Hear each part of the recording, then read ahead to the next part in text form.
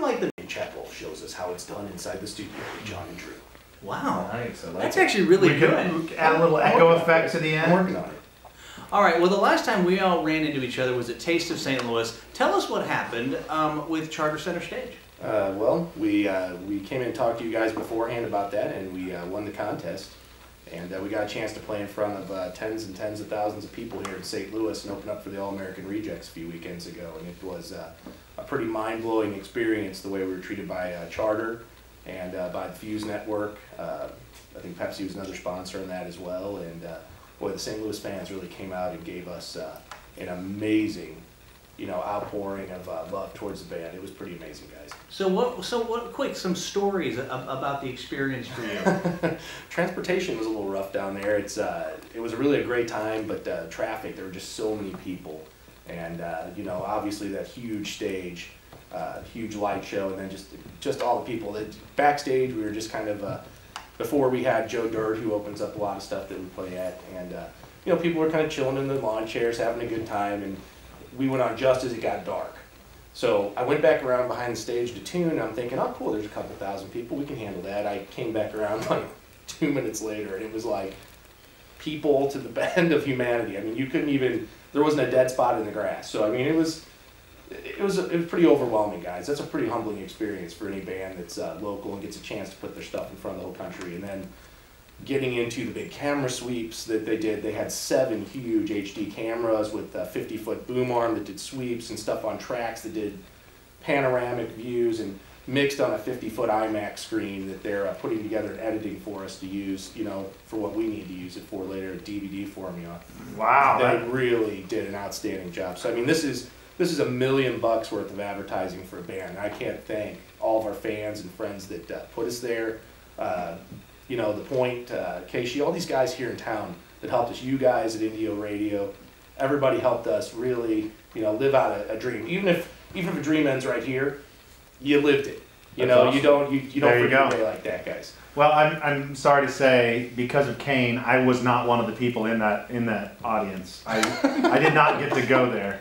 What do you have you doing? I was stuck in the booth. He goes, "I'll be right back." 2 hours later, I'm like the only person there. I'm like, I can. I left at the last song of your set. So he had some time to catch that last tune. No, you left, and then you walked like about as fast as a slug walks. Yeah. So you gave it full speed. Exactly. Full speed, right? Yeah, he got there after American Rejects was over, and it was maybe 30 feet, I think. So. Well, yeah. That minutes have to come back every day. I know, right? I was upset because I'm deaf as all get out, so I couldn't even hear you guys over the other music. So. I don't know how. I tell you what, that was the loudest thing ever. I agree with you, and it was awesome. Now you talked about the dream ending. When we come back, actually in the next break, we're going to talk about what's happening in LA with you, but let's first talk about the Zombie Survival Dash and what's happening with that. Well, there's a huge Zombie Survival Dash that's going on the 27th of October. There's going to be several bands that start playing, I think, out there around 1 o'clock. One of our favorite bands that play a lot of shows with us is Still Line.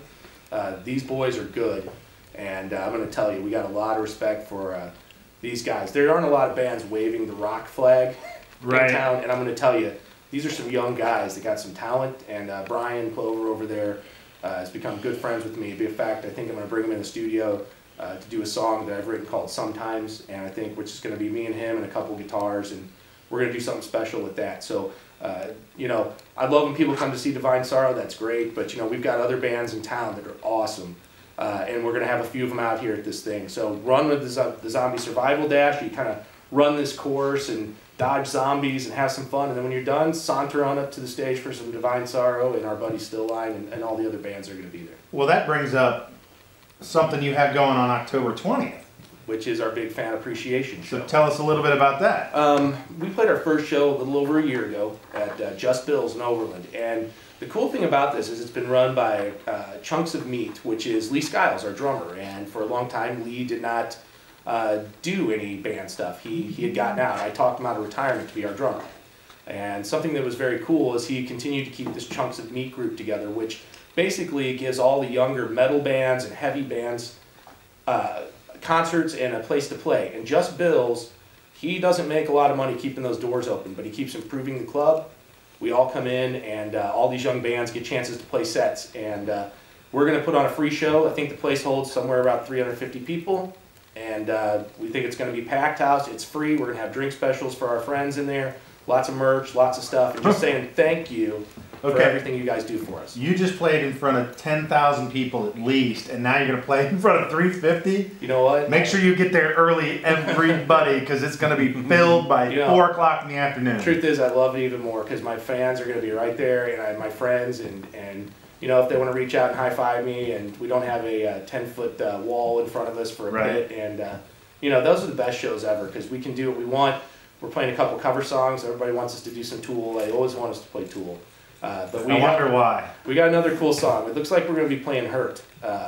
And we got our own Divine Sorrow version of that that's really a mix of Bastard Stepchild of Johnny Cash with Trent Reznor and with the Divine Sorrow slides and everything with it. It's going to be a pretty neat song, and we got a lot of cool stuff going for the show. We're not going to disappoint. Of course, John and Drew, we get in, right? You guys, I hope you come there and broadcast, guys. Let's have some fun with this thing. All right, well, when we come back, Bryan Chappell is going to do some Tool a cappella. Because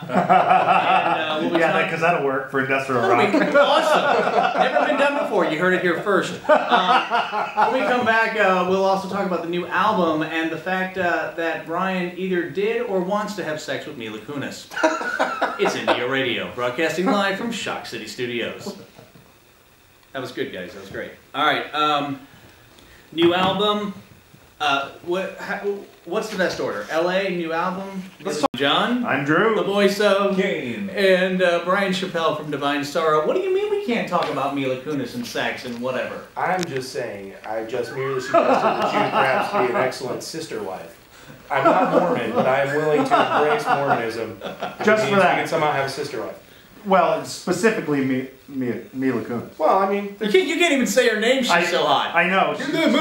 Yeah, I do stutter. I'm about to give you the best mail ever. She reminds me of my wife. Oh. Wow.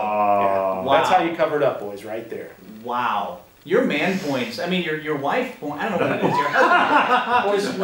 Are you the giver of man points, John? Is that what that is? You know how to turn on your wife, by the way? Please tell us. Unload the dishwasher. Okay? Load the dishwasher. Run the vacuum cleaner. You want to be happy at home? Do those things. I'm telling you right now. Don't wear the banana hammock in there with the little elephant trunk. I'm not saying I tried that, but I'm saying let's. I'm just saying, whip out that vacuum cleaner for no apparent reason at 8 o'clock on a Saturday morning and see how your day rolls. Bryan Chappell's written a new book called How to Be a Successful Husband. Get it now on Bantam Books. Nice. Also available on CD Baby, $7.95. All right, so new album or LA? Which one do you want to go with? You know, I'm pretty excited. We did a movie trailer here for basically a story that's based a lot on the life of kind of a Lane Staley kind of thing. And the movie trailer is called Leland. Adriana Rubio wrote a book about Lane Staley and about his life that did very, very well. And she lives in Argentina, South America.